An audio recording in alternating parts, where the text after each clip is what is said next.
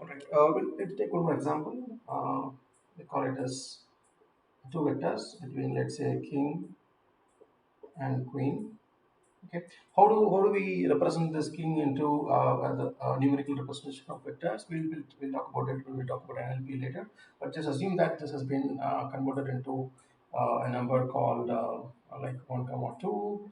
Okay, which means this is like x is 1 and y axis 2, and this is like let's keep this like this actually. Okay, let's call this another vector, which is like 1 comma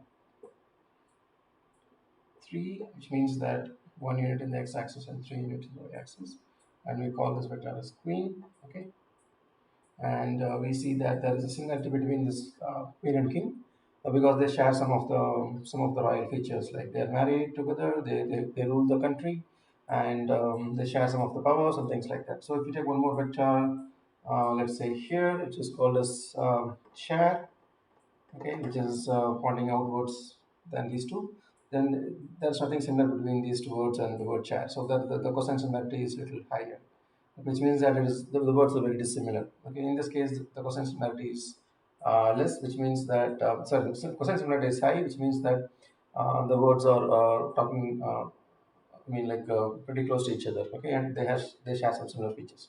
That's what you mean by cosine similarity. And we have extended the information from a circle. Okay, which is again forming this triangle.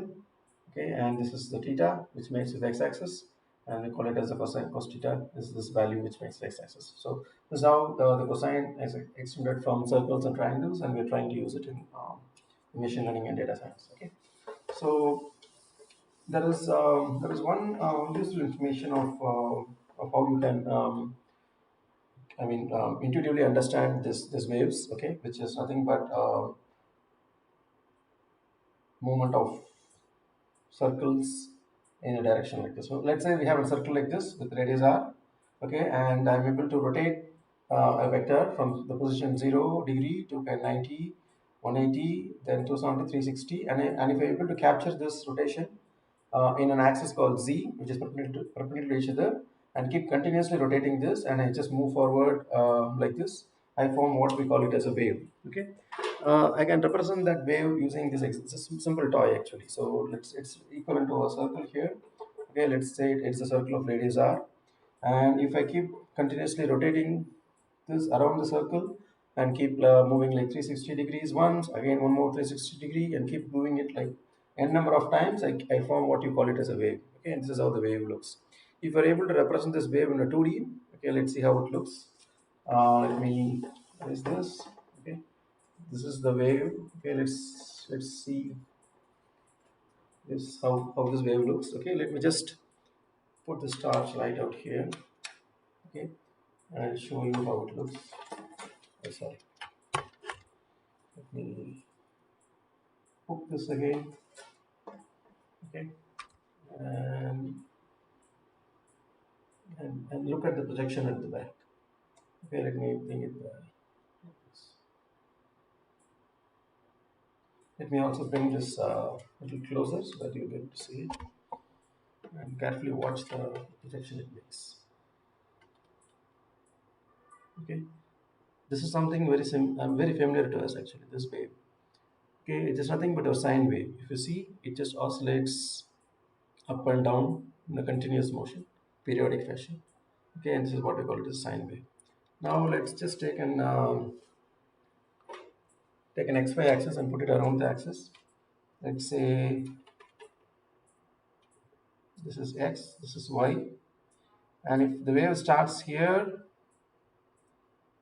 starts from this point, and it moves up, down, and goes like this. This is our sine wave because it starts here. And if I just shift the amplitude a little bit out here, and the wave starts from here, that is the cosine wave. Okay, because at cos 0, um, sorry, at 90 degree, the cos is 0. Okay, so if you see here, this is the wave. It starts like this and moves like this, and this is the cos wave, cosine wave. So This is how we can remember the waves which are formed using the motions around the circle, and it keeps continuously moving in a periodic fashion. With the sine and cosine waves, we will be able to generate any waves in the world. Okay, and that forms the fundamentals of all the waves we see: electromagnetic waves, radio waves, electricity. Okay, everything can be modeled using the addition of sine and cosine waves. Okay, that's what we call it as a Fourier series. If you really kind of add all waves together, okay, and make a wave out of it, wave function out of it. All right, thank you.